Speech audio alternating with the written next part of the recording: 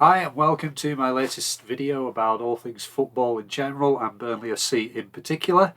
It's a sign of how fast things go that I started putting this one together last week on this particular subject before an incident in the Reading game summed up my feelings exactly anyway. As you probably already know, in second half injury time at the home game last week with the score at 1-1, Reading's Tom Ince was fouled by Ian Maatsen inside the box.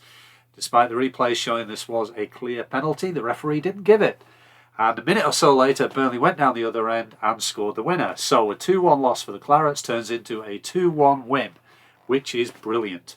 Now, Reading manager Paul Ince was absolutely livid after the match, laying into the ref in an angry rant that was justified and, of course, bloody hilarious. Because it's Paul Ince, a man who has never been aware of his own limitations. Paul Ince shouting at you is like being savaged by the world's angriest duck.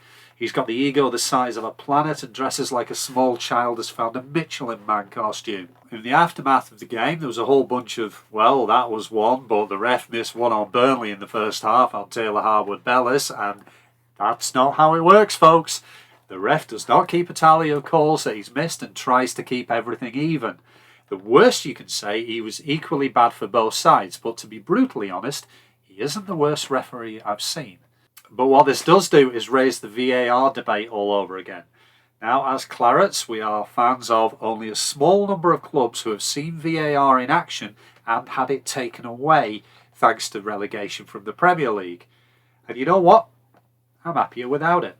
I actually support the idea of VAR in principle. After it was introduced, I actually defended it for a while because I genuinely believed it could iron out some of the inconsistencies that we kept seeing around officiating and stop some of the tedious old bollocks that we used to get for analysis.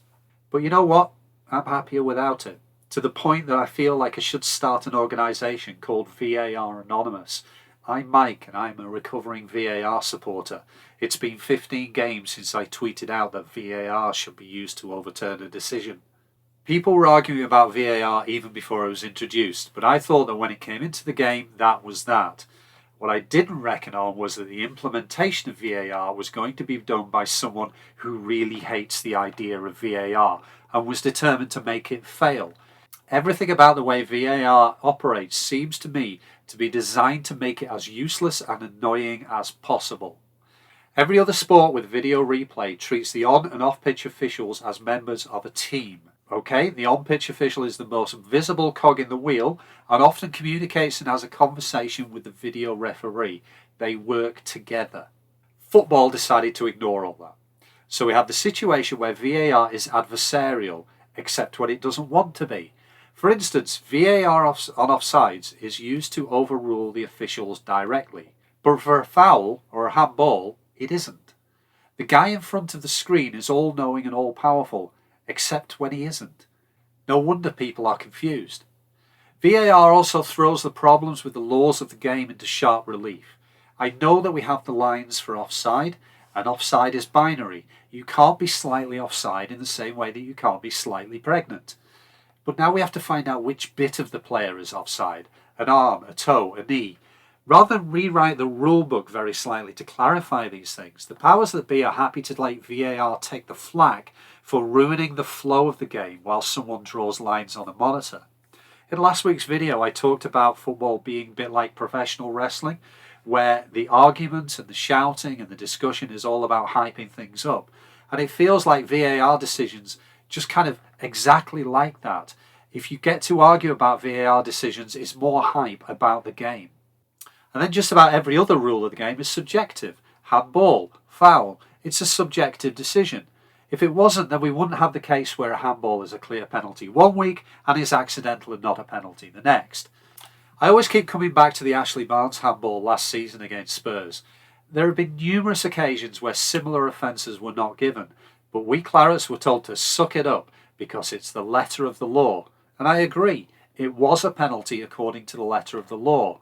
But I was expecting to see a flood of penalties at every single corner, because the grappling and wrestling you see at every set piece is a penalty according to the letter of the law. Either we're calling the game according to the letter of the law, or we're not. Pick one and bloody stick to it. And you know that when a goalie challenges a forward for the ball and that forward goes tumbling over, that the judgment is going to be made on the shirts involved.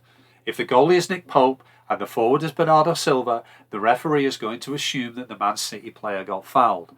But if the goalie is Ederson and the forward is Ashley Barnes, then the ref is going to assume that Ederson got there first because he plays for Man City. He's better. Insert Man United, Liverpool, Arsenal as appropriate.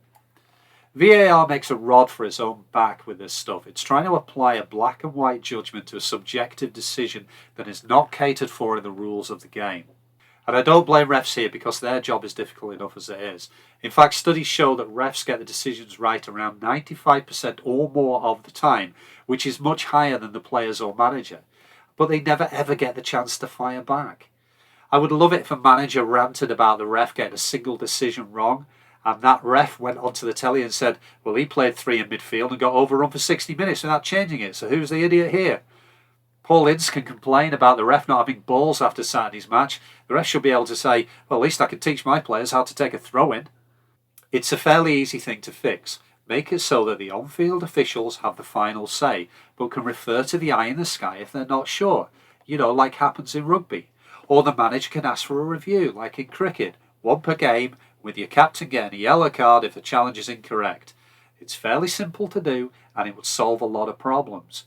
But ultimately, that's how to fix VAR, and I've come to realise I don't want VAR fixing because I don't want VAR at all. Football is a sport of imperfection. What I mean by that is if you take the best team in the sport and get them to play a lower league team, then they are incredibly likely to win. Cricket, rugby, ice hockey, 90 to 95 times out of 100, the better team wins. But football is different. If you play the game 100 times, that better team is still going to win most of them, but it's 70 to 80 times out of 100. Football, by its very nature, carries risk. A game can change completely on a lucky bounce or a referee's decision. Take Saturday's match. The referee gives Reading that penalty, they win 2-1. He didn't. Burnley win 2-1. We came home delighted and Reading fans went home livid. Now, it might well be the other way around in the next game or the one after that. Although, dear God, not in the derby game. But the mistakes are part of the fun. The delight and the ranting and the injustice is part of what makes football great. Football is a sport of emotion. You might get to celebrate a goal in a game if you're lucky, and taking away that 1 split second of joy or despair over an entire 90 minutes seems like killing the fun aspect of it. I've lost my head with joy at a goal, and I've had it in my hands at conceding one. Waiting while someone checks things just flattens the whole experience. It reminds me of an Isaac Asimov short story. They set the world's most powerful computer the task of understanding why jokes are funny, and it managed to work it all out to precise, scientific, digital detail. And because everyone knows the formula for humour, no one laughs anymore. But VAR is here to stay because top football clubs aren't football clubs. As I've said before in previous videos, they are businesses. And the one thing that business hates is risk. They don't need their investment losing a couple of million quid because someone from Burnley or Palace or Southampton started 3 millimetres ahead of a defender and got to a ball first. What kind of investment is that? VAR is an attempt to remove risk, to tilt the balance towards the top clubs ever so little more. By trying to make perfection out of imperfection, but failing because of the same old biases and grey areas, to actually not understand what football is about, it literally reduces fun to lines on a monitor. VAR in football is probably the biggest case of be careful what you wish for that the sport has seen in years. So what did you think? Please leave a comment below with your opinion. Am I right? Am I wrong? Do you agree? Do you disagree, and why? Of course, if you like this video, please click like. If you want to be notified when I produce new ones, please click subscribe. And if you do either of them, please send the link to your friends, post it on Facebook, or even tweet it, assuming Elon Musk hasn't set that entire application on fire yet. Until next time, up the Clarets.